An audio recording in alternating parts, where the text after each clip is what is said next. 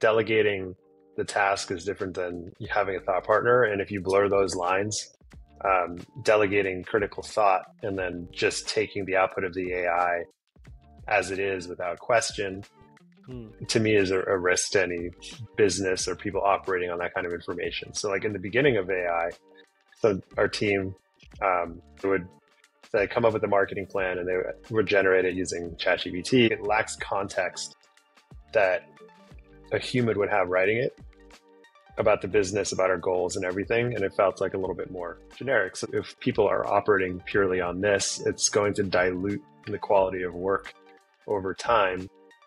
And if we're all doing it, it can have just what I call the great dilution. Welcome to the Undefeated Underdogs podcast, where I unpack and narrate stories of ambitious people who turn obstacles into opportunities. My goal for this podcast is to create a platform to narrate underdog stories and maybe play a small, teeny tiny role in inspiring you. I intend to highlight the underdog mentality and make authentic conversations with people who play the long game, take action with a chip on their shoulder, and convert obstacles into opportunities. Buckle up, as I'll be bringing some authentic founders, VCs, community builders, and content creators who got underestimated their whole lives, and yet they beat all the odds to become insanely successful. Now, today I want to tell you a little bit about our awesome sponsor, Acquire.com. Selling a business is as tough as building a business. As someone who went through this process once, selling my own startup, I know the pain it takes to get to the end zone. This is where our sponsor shines. Imagine this.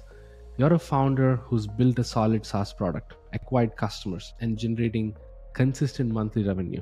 The problem is you're not growing for whatever reason. Lack of focus, lack of skill, or just plain lack of interest, and you feel stuck. What should you do? The story I'd like to hear is you buckled down, somehow reignited the fire, get past yourself and the cliches, and start working on your business rather than just in the business. You start building an audience, move out of your comfort zone to do sales and marketing, and in 6 months, you triple your revenue. The reality isn't as simple. Situations may be different from every founder facing this crossroads, but too many times, the story ends up being one of inaction and stagnation until the business becomes less valuable or worse, worthless. If you find yourself here or your story is likely headed down a similar road, I offer you a third option. Consider selling your business on Acquire.com. Capitalizing on the value of your time is a smart move. Acquire.com is free to list and they've helped hundreds of founders already. Go to try.acquire.com/Sharath and see for yourself if this is the right option for you. Now, let's get into today's episode. Everyone is riding the AI wave. Most of us know that. And most people who are not building startups worry about AI getting self-aware with AGI and everything. But what if AI helps us humans become self-aware? That would be a great world to live in, right? My next guest, Chris Bader, unlocked this insight and built a journaling app that actually helps you improve mental health. It's kind of having a therapist in your pocket. That's what I would do. I would describe it. Rosebud is not Chris's first rodeo.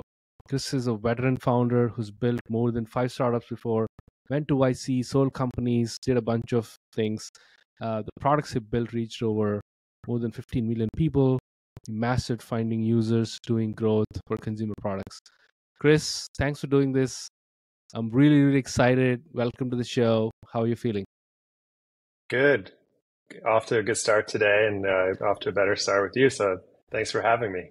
Awesome. That's great to hear. Yeah, that's what I love to hear from guests.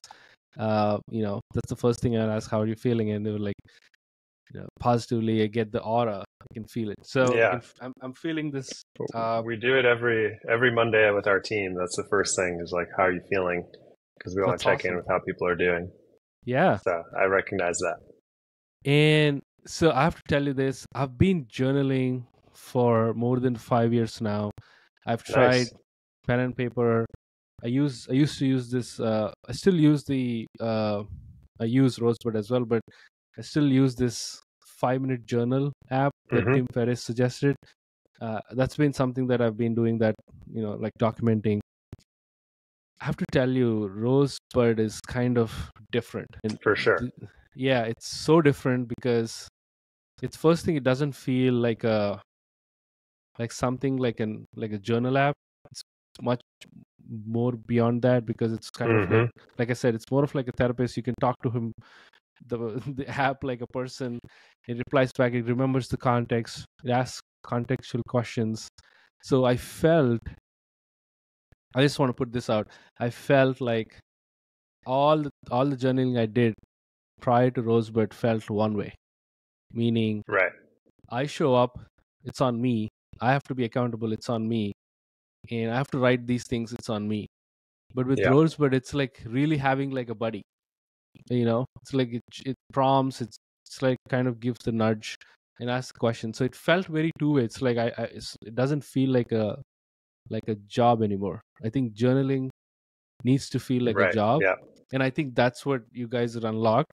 And one fun fact before we dive into the conversation, so I was in this meetup a few days ago, and we were chatting about everything like AI and everything. And this guy I'm talking to randomly brought Rosebud, like out of nowhere. Love And it. he went on a monologue for 5 minutes. Like really like A went good one, deep. I hope. Yeah, it's really good one. Yeah, that's what. And he started like talking about the impact it made, the questions like he's getting every day. It's the AI is Hmm. improving over time and helping him improve over time. And I Yeah. felt like I candidly asked, like, can you give a video testimonial or even audio testimonial? Because I'm actually interviewing the founder on Friday. I want to show you, but of course, like for privacy reasons, I didn't do that. It's actually dope uh, to hear someone, especially mentioning Rosebud out of the wild, and I think you must have gotten that quite a lot. So first thing I want to ask is, again, how are you feeling building something around mental health? I have a lot of questions around mental health, and I take it seriously as well. But yeah, how Yeah. are you feeling like building this company, which is quite stressful because startups are hard, but at the same Right. time you're building something that's so useful for human Yeah. beings. Yeah. It's a good question. I think what we were talking about earlier about it, we both have young, less than 12-month-old kids. There's a certain amount. How do you feel about your kid, right? Like, no matter Mm-hmm. what they do, no matter what happens, there's always this deep sense of purpose and like a longevity to the relationship and everything. I think the same thing applies when you're working in something related to mental health. Uh, there's just a bottomless pit of inspiration and motivation because we're really trying to help people, and we're seeing the impact of that. So no matter how things are going, that's always there. So it feels good. The challenge, I think, as you were saying, is how do you balance being a startup with knowing everything you know about mental health and everything that you're helping people with? How do you enforce that and uphold that for yourself while we're still trying to push and say, okay, we got to ship, we got to ship, we got to keep moving. We have to survive as a business. So there is this kind of interesting duality there. I remind myself of that, all the time, and try to use the journal when things are stressful. Um, but it still exists, and I don't know if I've cracked it just yet, but I do think about that, and I'm aware of it, especially of like how we, encourage our team members, and we always tell people to take care of themselves first.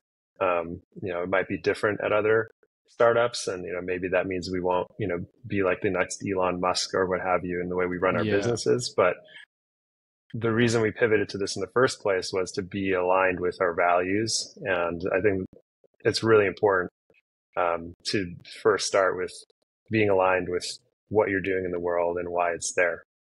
Before this, we initially started working with around technology for social well-being. We want to build an alternative to social media that was actually positive, had a positive impact on your relationships. And we realized we actually didn't end up wanting to work in social, and we took kind of a detour around NFTs, because we were excited about like the positive vibes in the community and all that, and got kind of swept up into it. And then over time, we started to realize like what the real core values of the community in the space was, and we realized, hey, this really isn't aligned with who we are, and we're not going to be able to do a good job. We're probably not going to be happy being in this space. And that's what led us to kind of come back to home base and focus on something that's going to make a positive impact on people. And I think it's super important.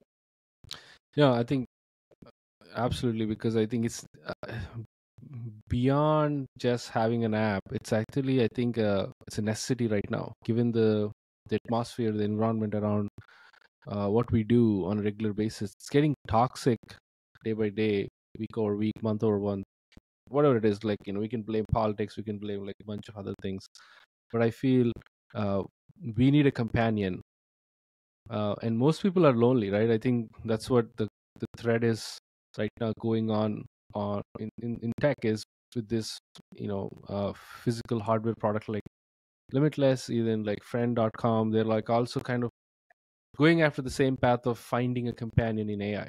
So, which is also weird. At the same time, we need more human connection right now. Yeah, I have thoughts on that. Yeah, curious on that. Like, how are you kind of differentiating Rosebud to these platforms or products that are being kind of on the same thread? And what is something that you feel that Rosebud is going to empower more as human beings? Yeah. So I'm actually generally against AI companionship for the reasons as you mentioned. I think human connection is really important, and there are a lot of blockers to human connection. And that's why we go to therapy. That's why we have coaching. That's why we have relationship coaches, because we have to learn how to work through those blocks that we have internally, the things that we've experienced in our upbringing, our traumas, that prevent human connection. So I think AI as an escape away from connection is not good. It's not overall for the general good in the long term. So the way that we look at Rosebud is that we want to really have it be about having a relationship with yourself. And Rosebud is more of a guide to help you have a discussion with yourself. I think to some extent, therapy is supposed to be that. Of course, there's still the human component, and you're going to have a relationship with your therapist, and you're going to have trust issues that might come up. There's human dynamics that you can't always avoid, right? But with Rosebud, we aspire, I don't know if we've nailed it yet, to just be kind of out of the way and help you kind of self-reflect and be kind of a mirror for you, rather than someone that you build like a relationship and a dependency on, right? It's really important that that doesn't happen. We want Rosebud to help equip you to have the tools and the resources to show up in the real world, have healthy relationships with people in your life, overcome challenges perhaps in private on your own, such that you can eventually become confident enough to talk about it openly.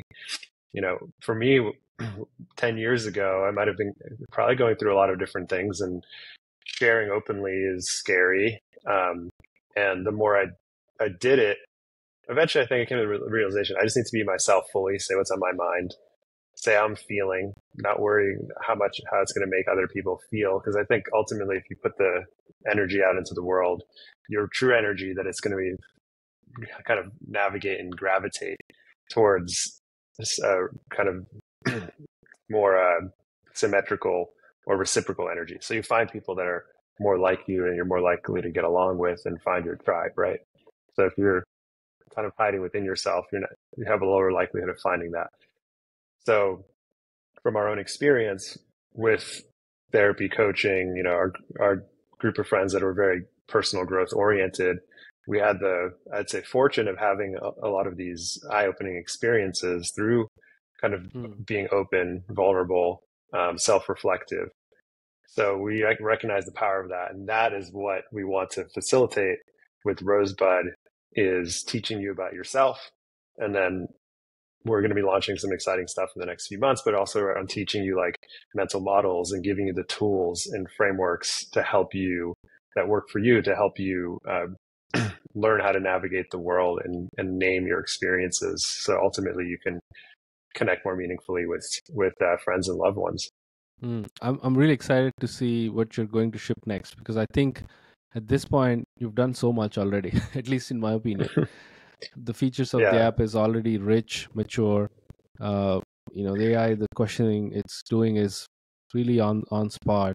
It's reading my kind of, I wouldn't say my mind, but at least the context, right?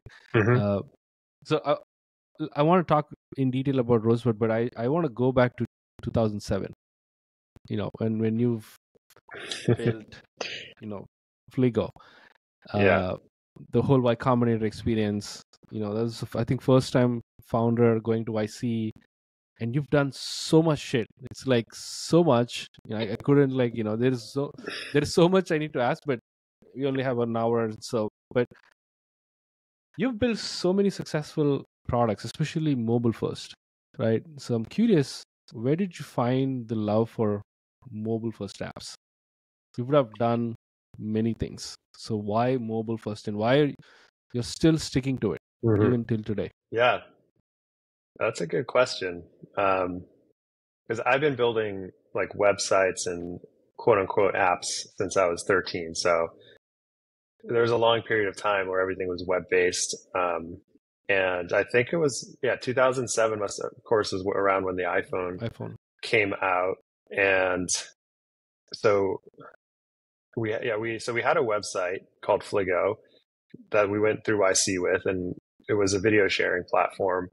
This was back before YouTube had recommendations or analytics or anything, and we wanted to create a platform where every day you would be guaranteed to be entertained. So we'd show you like 3 to 5 videos that you'd be guaranteed to like. And that was around 2008 too. So it was a recession. And like, I was young. I had no idea what that meant. I didn't realize it was a hard time to raise money. But we had a hard time raising money. In fact, we went to Sequoia, I think, and they had said, "Oh, I think I could see this being a $500 million business. That's not big enough for us." And I'm like, "Really? That sounds pretty good."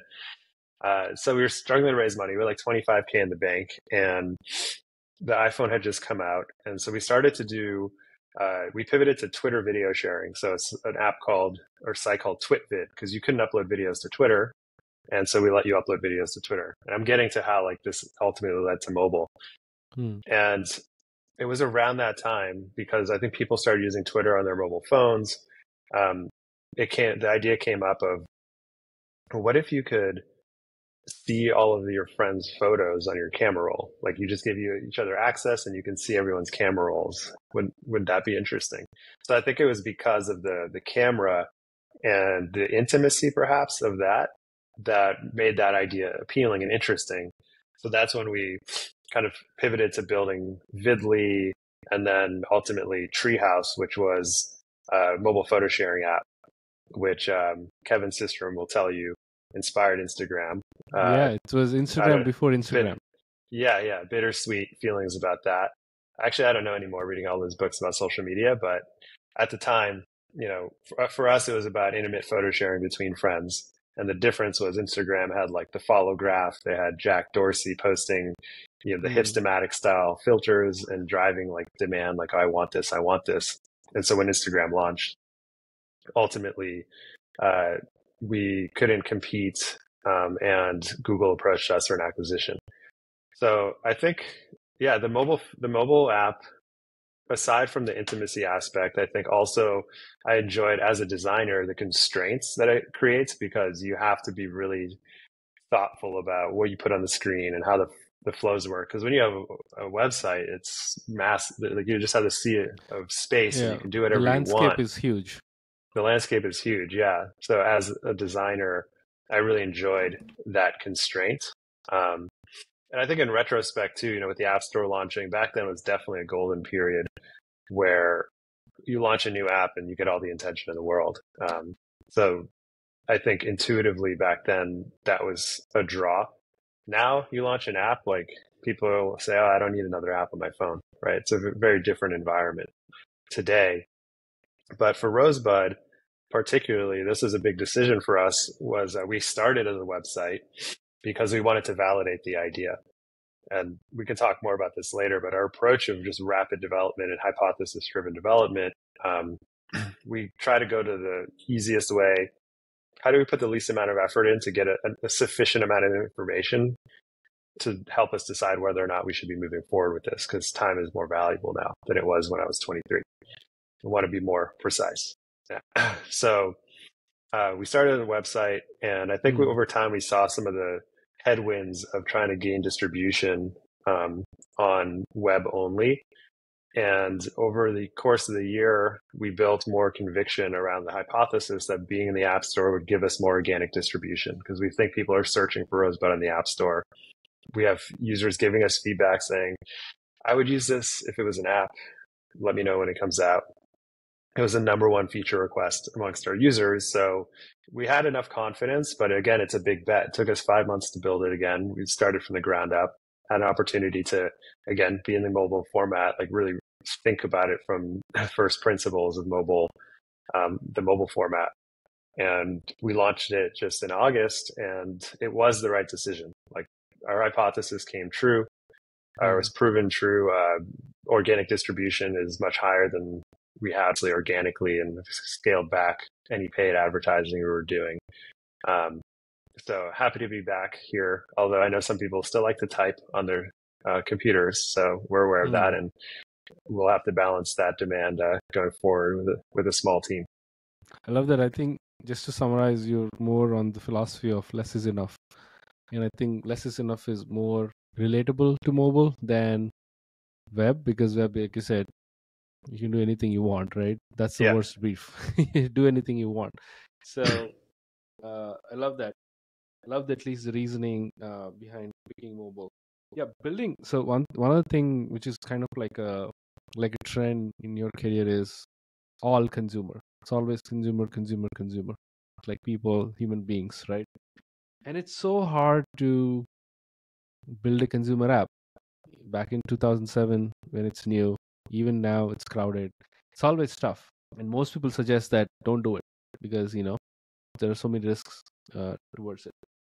But yet you found like a way to become successful, or like yet you kind of like figured out how to reach organic growth in that sense. So yeah, talk to me about like why consumer? Why did you explore other like arenas like B2B, building for businesses, building for enterprise, and you've kind of landed on consumer because is there a psychological reason going after consumer? Yeah, that's a good question. I don't think it's been necessarily a conscious choice, but if I had to think about it, I think being in the consumer space, it feels a lot more creative.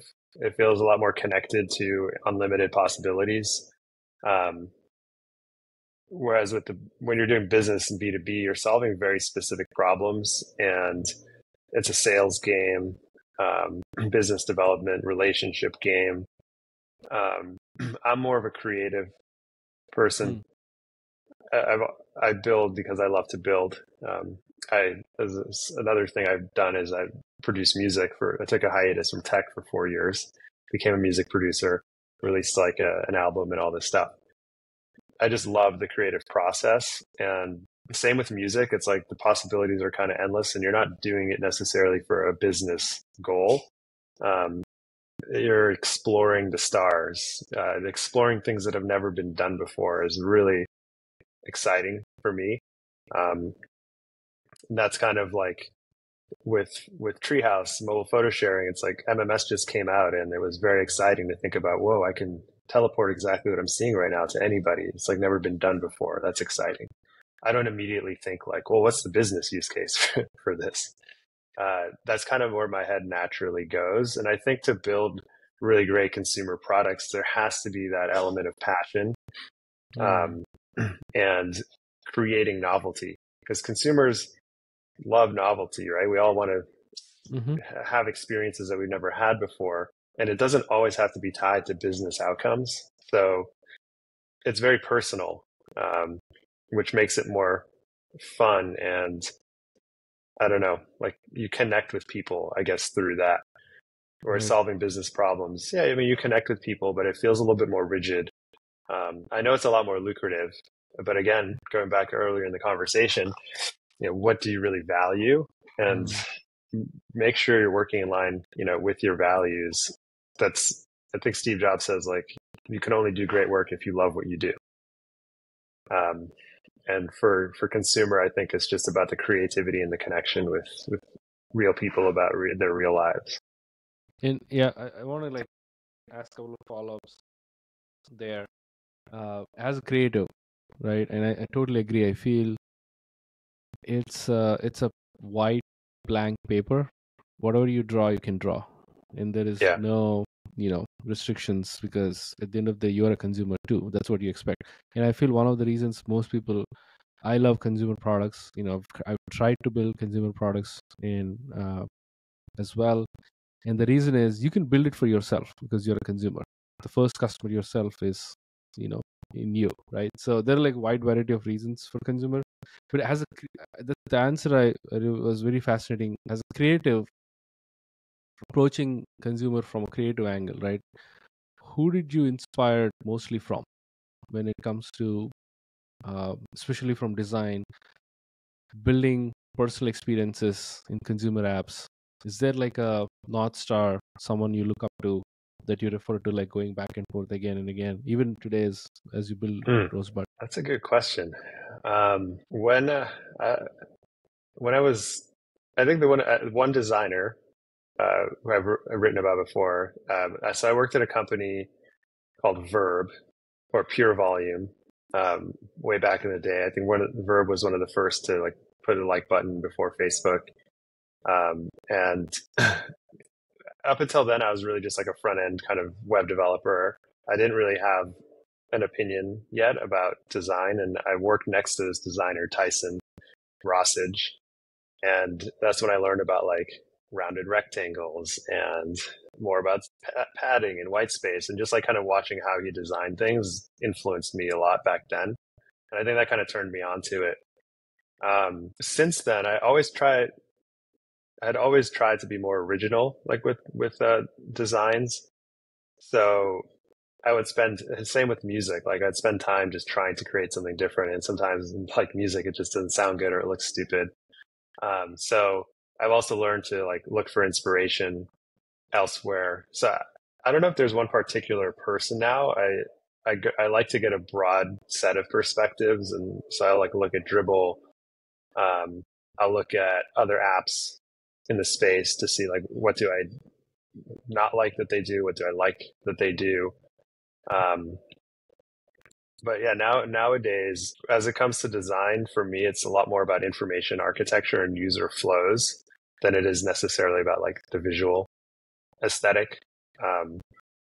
Making sure that the experience is seamless, that it's delightful, that things are where they would expect you to be, where you would expect them to be. I think that comes a lot from experience and really using things, and that's where the joy comes, is like, or the craft. So I don't have as many inspirations now, and I'm kind of like try to wander off on my own path to discover things again that had like never been done before. I will shout out Ben Lee, our designer at Secret.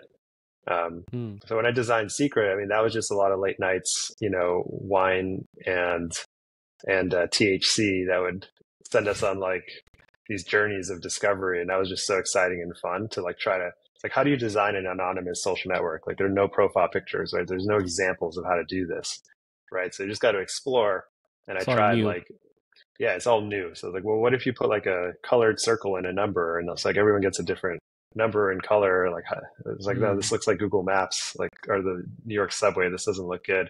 And then I had happened to download an icon pack for something else, and I noticed that it had these little characters in it, like an owl and an octopus and stuff. And I was like, oh shit, this is it. Yeah. So I put it in, and then like you get that feeling of euphoria, like this idea has never been done before. I feel a little tingle now just remembering that.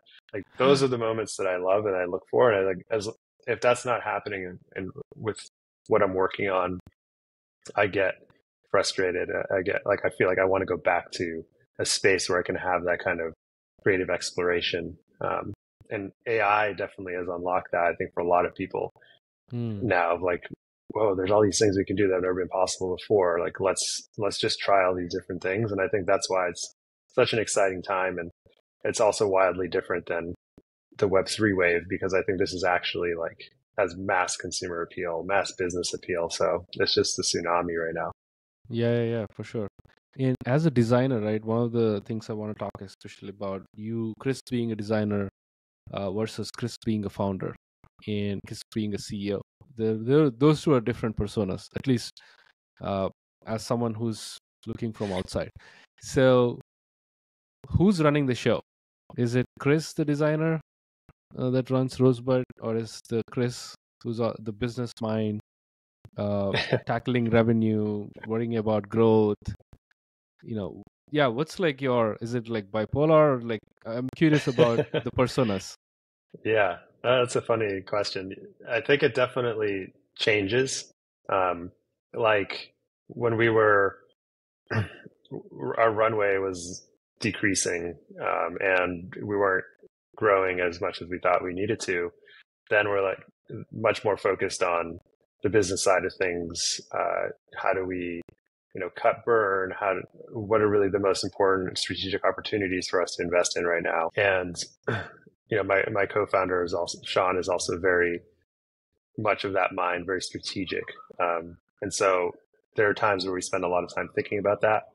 But now, for example, that the app is growing more organically, I'm back in the designer engineer role where like last weekend I opened 5 PRs for the team, like pushing forward all these things that we've been really excited about. And I definitely feel more alive when I'm doing this, when I'm being the creative and driving it. And I think it inspires the team to see, things moving forward, to see the creativity. You got to lights them up to explore things as well. And I also want to plug Claude as a designer is really powerful. That's been a big unlock for us lately. We can talk more about that. But yeah, those two roles, I think, go back and forth. And I think in my heart of hearts, I believe that the product, the designer, the creative in me is the most important of those kind of roles to making something special and unique.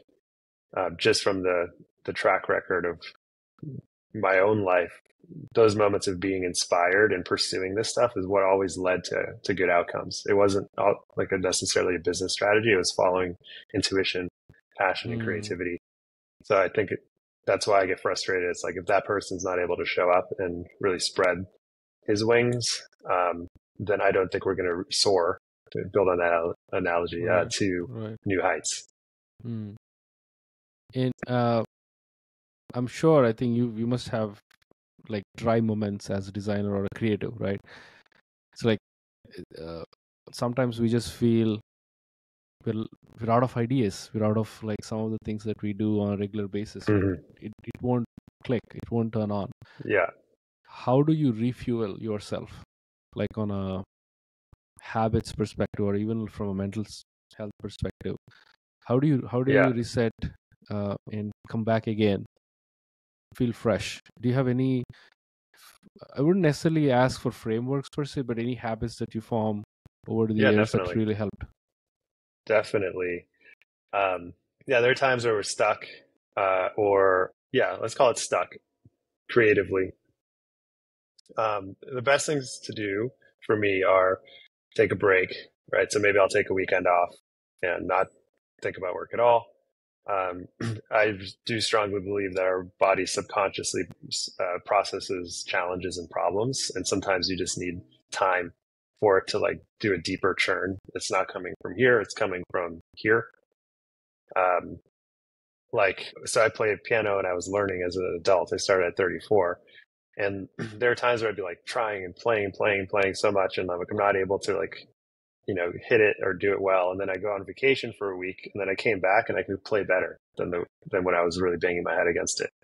So I've seen other examples of this in my life where if you take space, it allows the neurological pathways to form, right? Maybe it's like if you're firing them too much, like they can't expand until they settle, right? And then you can build from that foundation. Maybe there's some science behind that, but that's just my own experience. Now, with creative problems, I think Rick Rubin said this in his book, The Creative Act, which is a great book. that as a creative, you kind of you need to be out in the world and you need to be picking up subtle cues.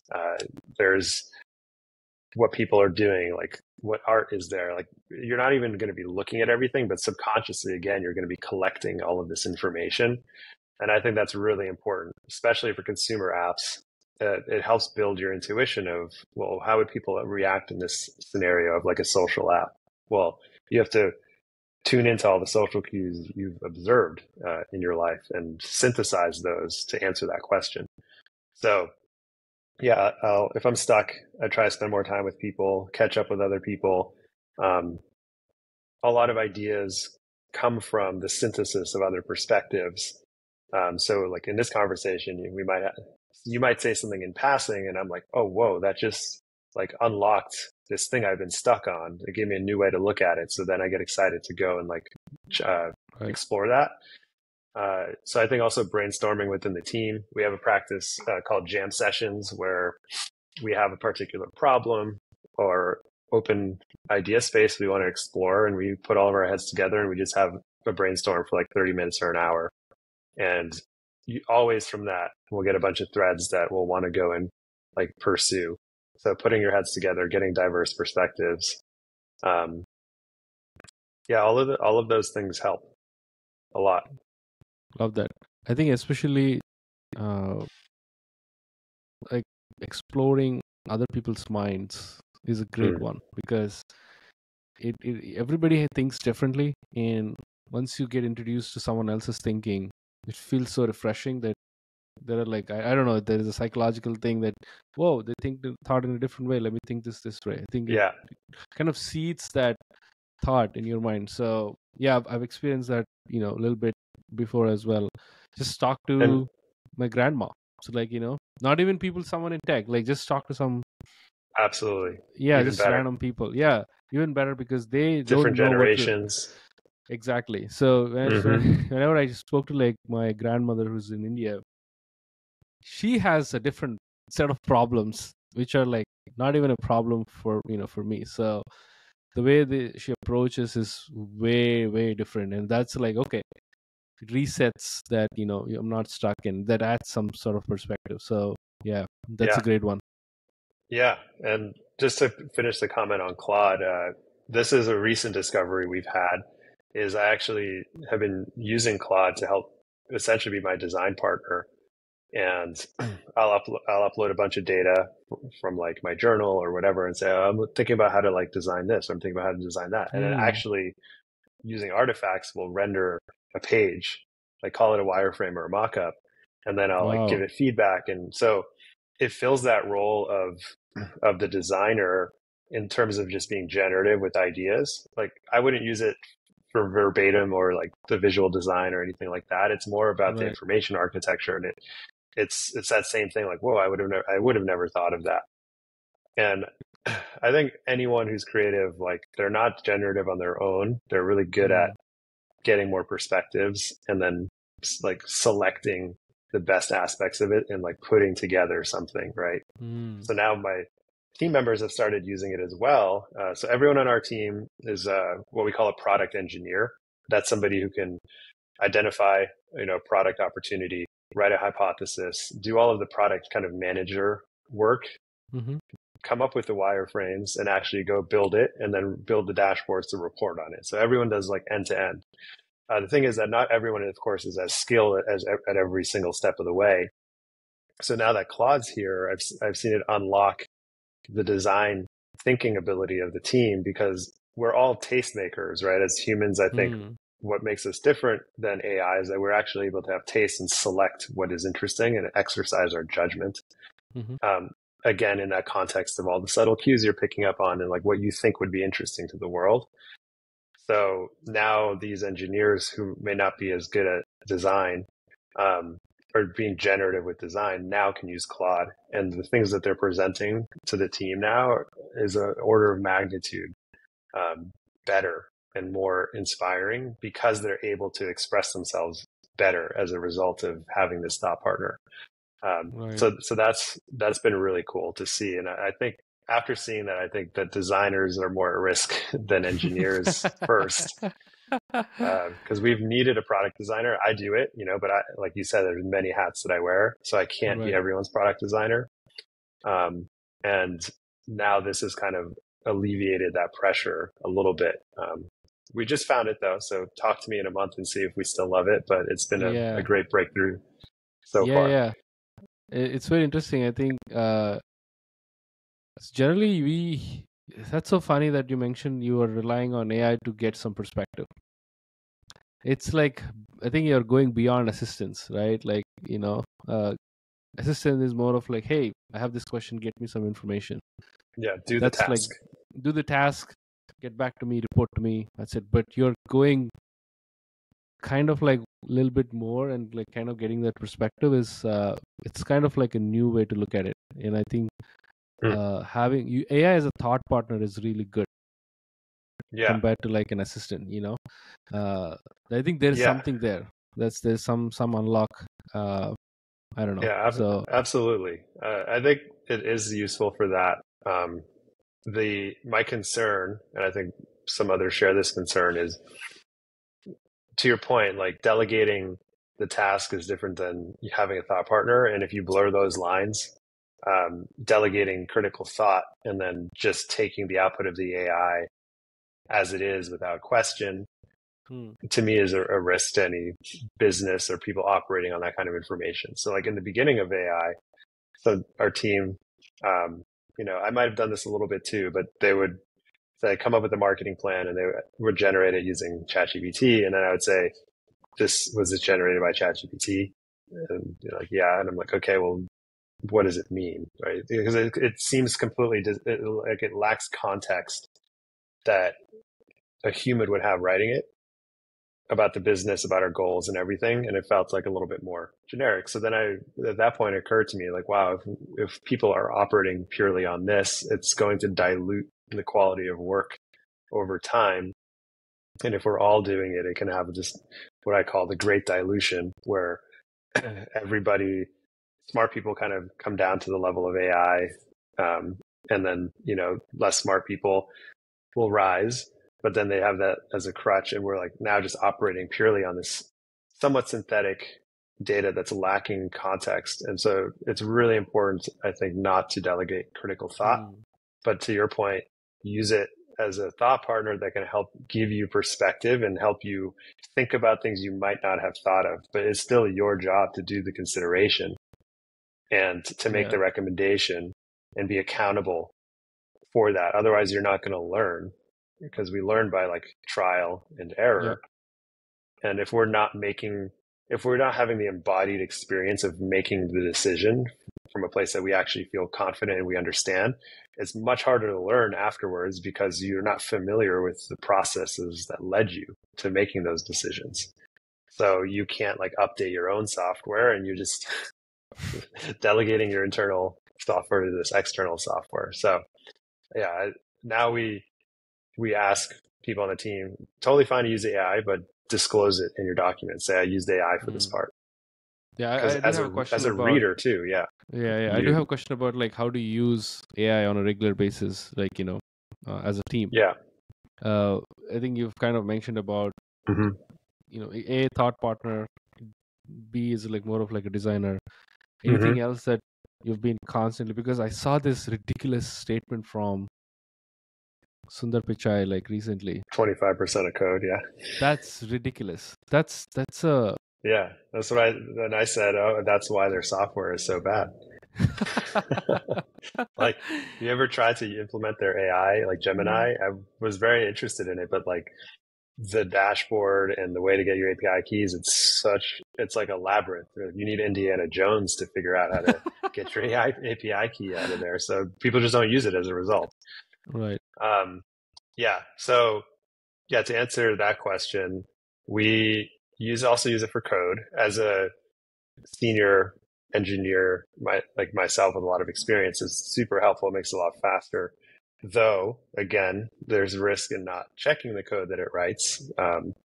So like one time, I think I used it to do some more like complex, like really detailed manipulation of some object or whatever, that then there was an error in. So when it was deployed to production, it actually caused some issues. And that was my lesson. I was like, okay, like I am going to really try to understand how things work and write more tests around these types of things. So we have to take it with a grain of salt. I think with Cursor now, like it's definitely getting better, but it's still like an idiot genius. It'll just do things wrong, and if you're not really paying attention to it, you'll have issues that will like slip through the cracks. So I asked the team, if something was written by AI, I'm like, can you explain what this function does? Because I'm reviewing it now. Like I have to review it. And if you don't understand it, that's not fair to the reviewer, the code reviewer. But I'd say overall, it's definitely increased velocity. Like for me, I'm able to do way more. And really just tackling tasks that like engineering tasks that are kind of obvious. And or like, I want you to refactor this and break it up in all the different files and all that. Now with like Cursor Composer, you can do that. And that saves me so much time because of my own process, which ultimately leads to, I think, more maintainable code. So you just have to wield it correctly, similar to what we were saying with the writing of like strategy documents. Now, this other interesting one is the lawyers, very expensive. I've used AI a lot for legal stuff. I think I wouldn't recommend this to like young entrepreneurs. Like be careful if you don't have a lot of experience yourself with having written contracts and whatnot. But, we wrote a simple affiliate agreement, like using AI, and I've seen and signed a lot of contracts in my career. So I can like, with a fair enough amount of confidence, feel like this is good enough for us. Whereas that would have cost us like $1,000, right? Or something with a lawyer. And so I wonder what that's going to do for the legal industry. I think it's still really important to work with lawyers when you're doing serious kind of documentation and something that can be backed up. But in terms of all the discovery work of, well, what are the possibilities here? Like, what is the law around this and stuff like that? Definitely fact check it, but that has saved us a lot of time and money. Yeah, I think those are the big use cases. Yeah, makes sense. I think anything that's manual or anything that's expensive need to outsource to AI, right? To put it short. And of course, like I think the default is use your own judgment. Don't like kind of totally trust what you're getting, the output. 100%, yeah. There is a filter, there is like a layer you need to add for everything that you've, working with AI. So that is like it's a must, Going back to consumer apps, consumer ideas, what advice do you give founders who are very passionate about consumer products on how do they find the right consumer idea, in your opinion? The downside of being a consumer founder, or at least building consumer apps, is you can do anything you want, right? Everything is a problem. Everything needs a solution. So where do you put the line and say this is the right way to build a consumer idea, or at least in your experience building so many products before? Yeah. Well, like I was saying before, everything starts with what you personally value, and that could extend to solve a problem that you have. It also then depends on your goals. So I think being clear about that can help reduce, frustration and churn. So if your goal is I want to build $1 billion business, or if your goal is I just want to build something a lot of people love, those might not be mutually inclusive, right? Necessarily. And being honest with that up front will help manage your own expectations and your relationship to the work, but it can also help manage expectations and relationship with your co-founder as well. So, I'm starting here at the very first principles, just from my own experience. That being said, when I was younger, I didn't think about that stuff. And like, I just built like what I was interested in. And so I still think there is merit to that. You don't need to be overly analytical about it. But it depends on, again, your goals. So if you're in your 30s and you're like, I really want to build something that generates revenue, it's like, okay, so that's a goal now. That's going to really change how you evaluate the opportunities that you're considering. What size of business do you want? You can run it through that lens. And so once you understand your goals, the next step is I have this pyramid of like building the right thing. The next step in the pyramid is the strategic, like what's the strategy and market positioning. So what market are you in, and why are you going to, how are you going to get into that market? So with consumer, I mean, we're in the like journaling slash behavioral health market. And so we have to look at like, well, who's already in here? Because there's a lot of competition now, like we were talking about, compared to back in the day, like when you're like the first one of two journaling apps. So you really, I think, have to take time to consider what your position is, how big the market is. Does that meet your goals?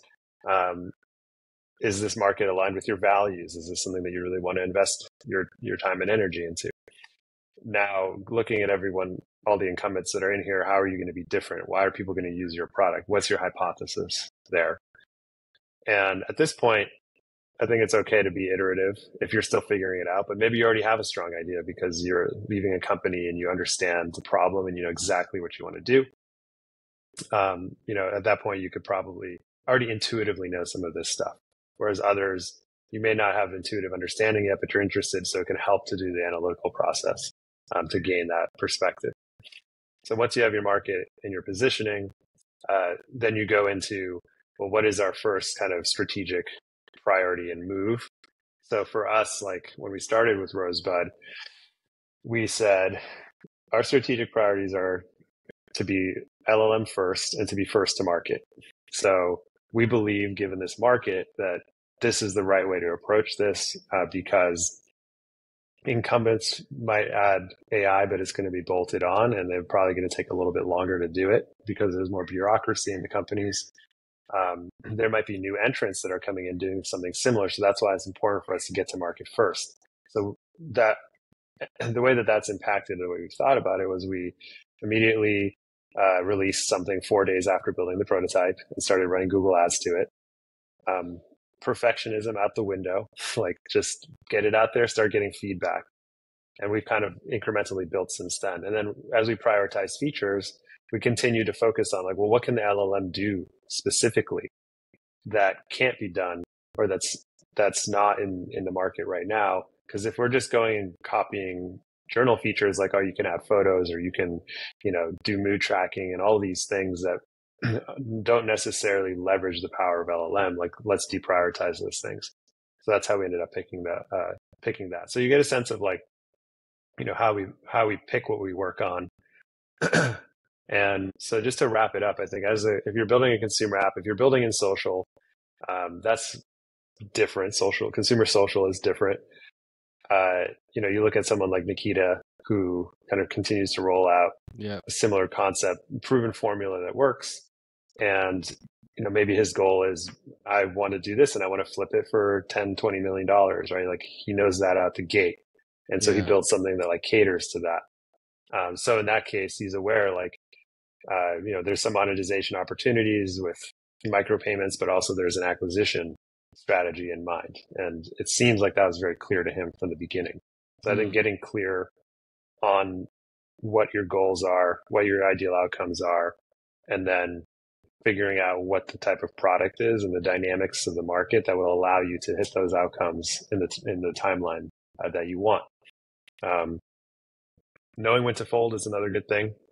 I think setting goals, like when we were first building Rosebud, I was constantly looking for reasons to stop, like tell us that this isn't working. Like I want to fail as fast as possible if this isn't going to work.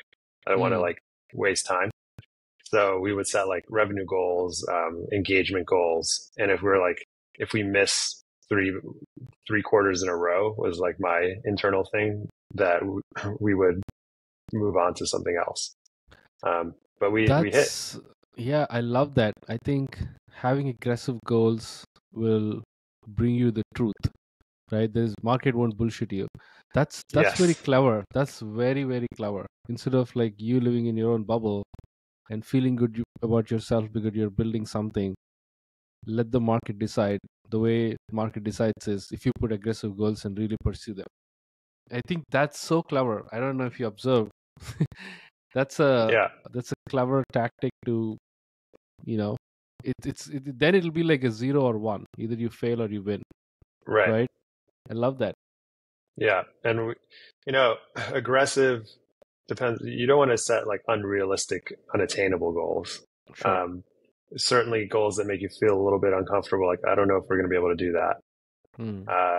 And you'll get better at goal setting over time, and it's going to become more, it'll be adjusted for like reality. So over time, we would just set better goals and like, will we feel good about hitting this milestone? And then if we extrapolate out, like, do we run out of money if we like, continue to grow at this rate?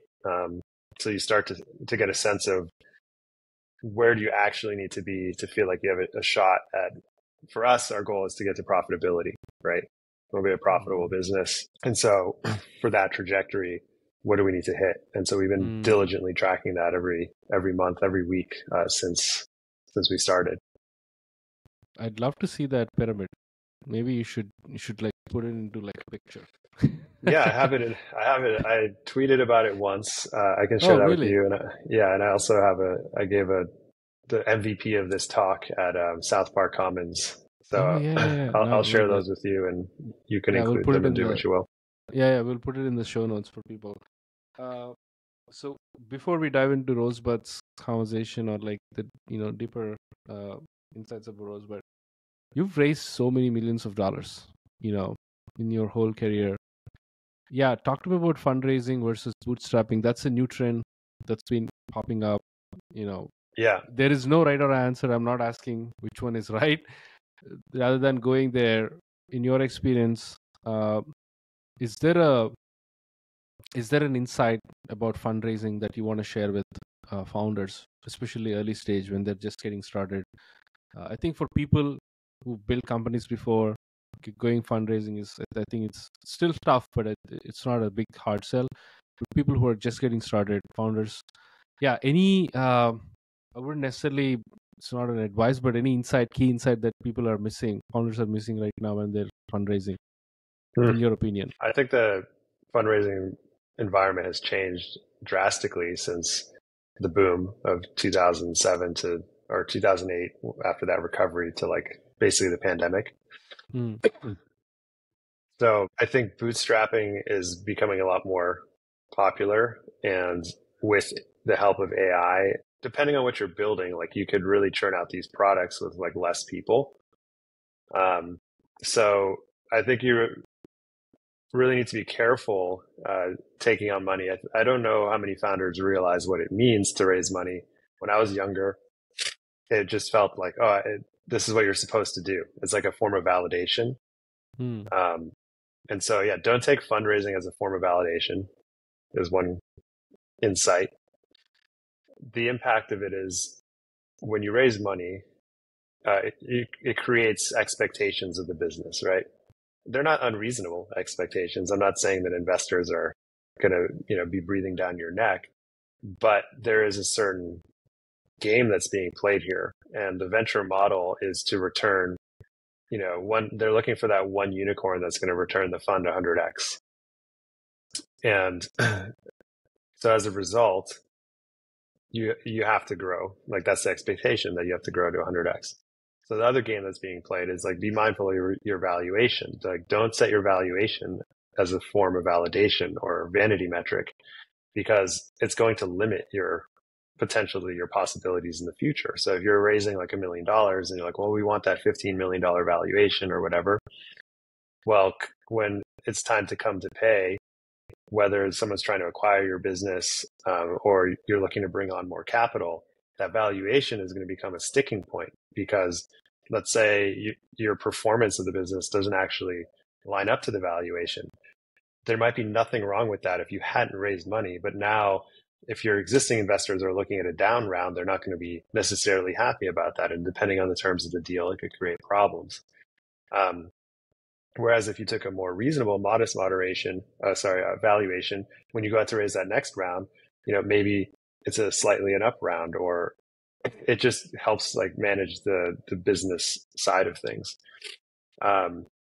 So I think those things are really important to be like thoughtful about. And depending what you're building, like if your business is not capital intensive, don't raise money. Like, get traction, prove the trajectory of the business. And then once you have some evidence that we have a repeatable and scalable formula here, now let's actually model out what it means to take on investment. So if we brought in $2 million, what does that mean we can do? And we can project revenue growth.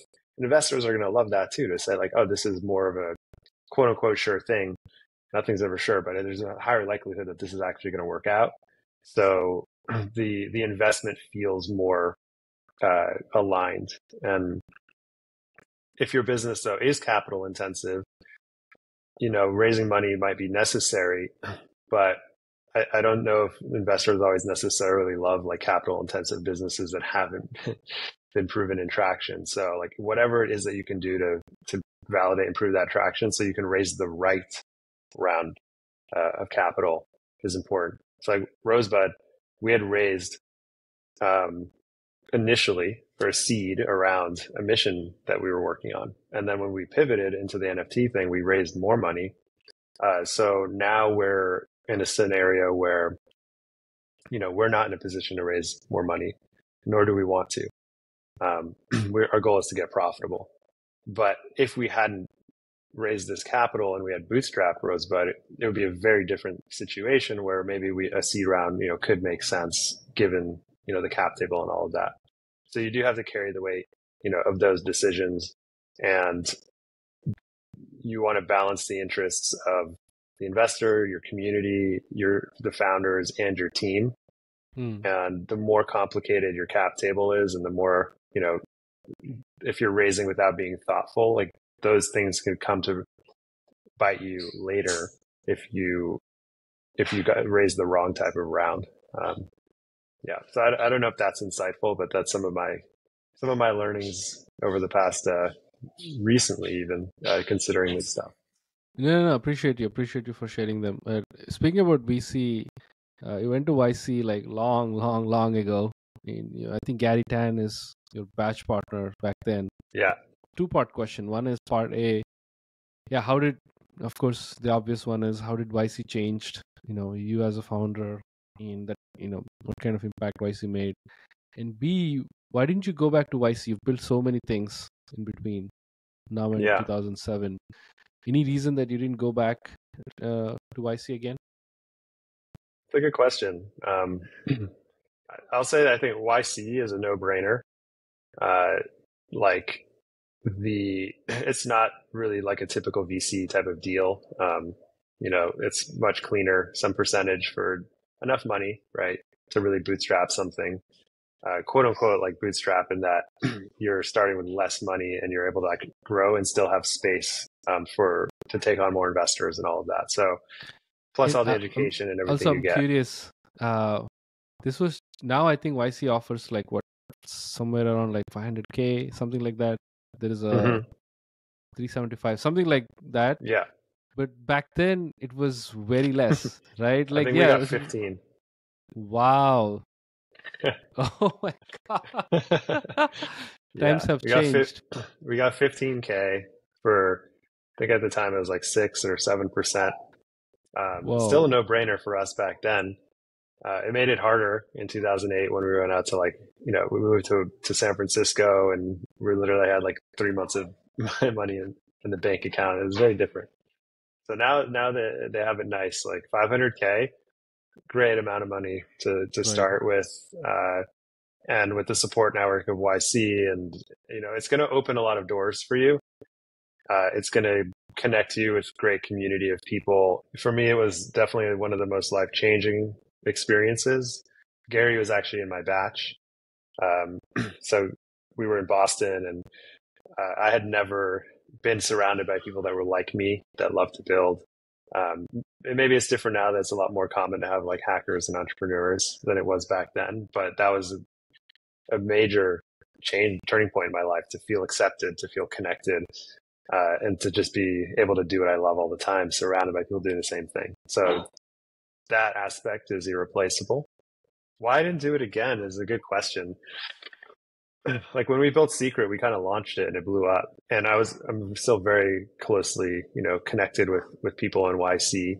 I live in LA now, so maybe that was like with this company, part of it as well is like the distance.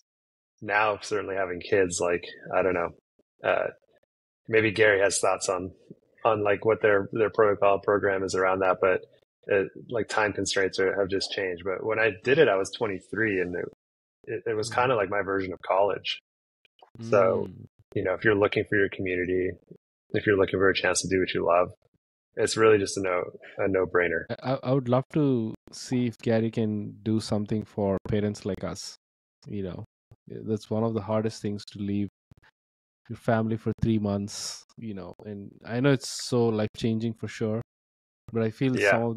some of the people who have kids who are starting, who have still want to, like, there is still fuel in their tank, want to go to YC, they're like, what, kids, and I can't go. But now let's, if you can figure out childcare and and so room many to things. just act, then great.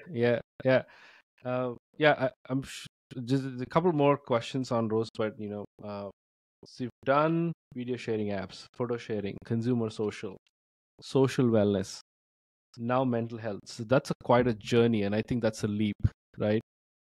Talk to me about All the related. path you paved. Yeah, that's what I want to understand. Like, talk to me about the path that paved to where you are right now, from the 2007 Chris. What's like, how did you evolve as a founder, and why Rosebud, why mental health right now? I think the through line has always been around helping people connect more authentically. Like, there's something about authenticity and vulnerability wrapped up in all of it. So whether it's photo sharing with friends more intimately, whether it's sharing anonymously what's really going on for you and being able to connect with people around those topics. The social wellness was the same. Like, we built an app that lets you put your friends on your home screen. And there's another app called Locket that did this 6 months after us, that blew up because they're much better at marketing, and they're like top in the app store. And I still use that because it helped me feel closer to like loved ones. And then we built another app that's like a social phone that helps you stay in touch with people, because as you get older, like, how do you remember to get on a call and catch up with someone? So we built an app that does that and reminds you, and then shows you, takes like conversation log and shows you what you shared last time, and make it easier to like stay connected. So there's always been this through line of authenticity, and I think journaling is no different in that it's helping you connect more authentically with yourself, as we talked about earlier, to help you ultimately connect better in the world. So all of it has, I think, everything we do has a mental health component in life, right? You might explicitly say this is mental health, but what we would choose to work on, who we choose to spend time with, the inner dialogue we have in our own head, our relationship with ourselves, our relationship with our parents, like, everything is really rooted in mental health. And it's deeply entwined with physical health, emotional health, spiritual health, and all of that. But I think social really is mental health at the end of the day. And did you start Rosebud keeping AI in mind, or is it like something that naturally occurred to you, and you wanted to like marry, being present and using AI, as in like two different things? AI is more futuristic, and what you're building is reminding people to be present, right? So was that always like something that you married accidentally, or it was like an intention from the beginning of Rosebud? Well, it actually started because I had just taken this 1-week retreat in the middle of Colorado by myself in a cabin, like, thinking about making some big decisions about life. And one of them was to stop working on NFT space. And so while we were figuring out what to do, I wanted to cultivate my life force, as Stutz from the movie Stutz, the therapist, said, where you just focus on your basic needs and getting those in order, and everything else will follow. So I picked up a journaling habit. My fiance journals every night for 7 years now without missing a day. So I was always intrigued by that. So I started doing it every night, and I started with Sahil Bloom's like 1-1-1 method, and then I also tried the Rosebud Thorn method, which is where the name Rosebud comes from. where you say like one thing that went well, like what was one thing that stressed you out? What's one thing that you're looking forward to or grateful for? And so I was doing that every day in my Apple Notes. And around that time, like ChatGPT was blowing up and the APIs are open. And that's when we got curious, like, hey, if you're journaling, like, could AI help you identify your own patterns and help you learn about yourself? And so that's what led to building this very first simple prototype, which was like 3 boxes, like, what's your highlight, what's your rose, what's your thorn, and what's your bud. And very simple. And then it would ask you some follow-up questions after you submit your entry. That's how it started. And so it wasn't like a master plan. It was just two things that we were interested in and like mashing them up together around a vision. And the rest is history. Yeah, that's the history. And where do you want to go next with the recent developments? Everybody's going crazy about building new models. Meta has a model, OpenAI has a model, cloud. Like many things are happening in this space that we can't keep up on. And we're all benefiting from that. Yeah, of course. We're all getting better as builders as well. Cheaper, better. Yeah. Cheaper, faster. And yeah, what are you trying to do with Rosebud with the aligning with the future of AI? What's like, if you want to paint a picture in this space, how would that look like? So we definitely we're not competing on the foundational model level. Like we're continuing to benefit from that. But what you're seeing with Rosebud is barely scratched the surface of what we want to do with it. There's a lot more coming. I think we're finally getting in a position, product and technically, to be able to start doing some of this. And also the model's getting faster and cheaper, and all that's going to help. So Rosebud will become a place that you're not only going to be able to just journal every day, but you'll have these custom tailored programs that are built for you to help you learn about not just yourself, but about all of the models and the philosophies in the world and how it can apply to your life. So we're going to be generating, content that is personalized to you that can help you on your journey. Like I don't want to say mental health journey, because everyone has like their own journeys going on. And the thing that AI unlocks is the ability to build a unique experience for every single individual, depending what their focuses are. So Rosebud will become an app that is dynamically rendered, let's say. So the AI will be building the interface for you as kind of the long-term vision, and it will be giving you the right tools at the right time. And it's going to be completely rendered by AI. And that is what has never been possible before. We're just taking this personalization power of Rosebud, giving it some steroids, and putting it in the hands of people. So this will become your one-stop shop for personal growth, development, and reaching your own personal goals. Yeah, therapist in your pocket. Yeah. Well, I will say, like, we're definitely not trying to replace therapists, and we're explicitly a journal, for that reason. And a lot of therapists love Rosebud, and they see it, as a complement to their practice.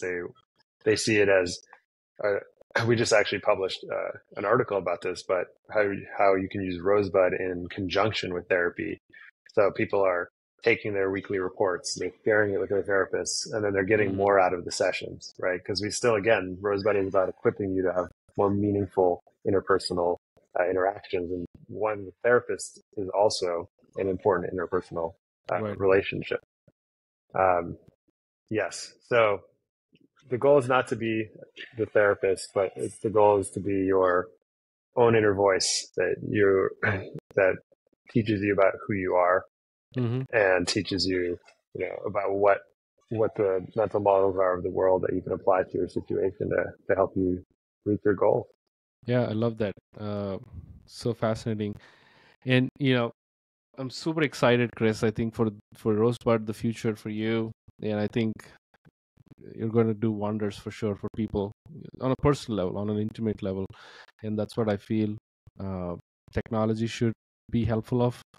which is helping really people on a day-to-day basis. And I think Rosebud is going to do that.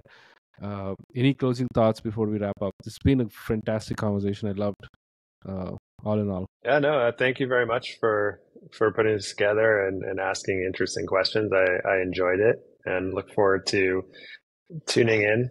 But yeah, that's it, folks. Appreciate you for tuning in, listening to people like Chris, founders like Chris, and there's some awesome founders on the lineup, and stay tuned. But thanks again. Cheers. All right. Thanks. Bye-bye.